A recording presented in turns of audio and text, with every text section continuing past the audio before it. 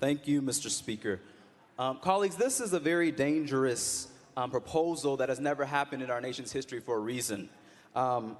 There's no language in the U.S. Constitution to limit a convention to just one issue. So this can potentially roll back all of our rights when it comes to the right to free speech, the right to exercise our vote, the right to free assembly.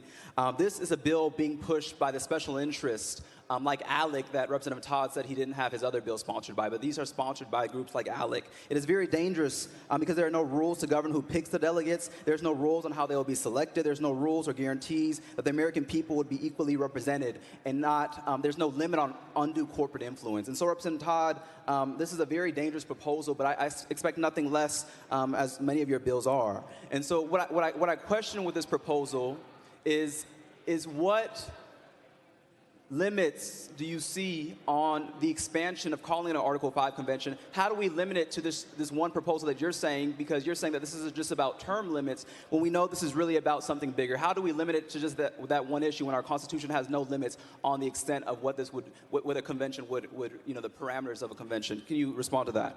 Representative Todd. Thank you, Mr. Speaker. I renew my motion. Representative Jones. A non-answer is an answer, colleagues.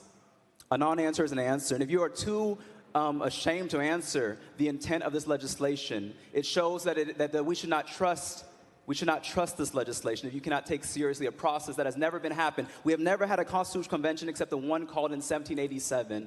And so if you cannot answer why we need one, I would encourage my colleagues to question why he cannot answer.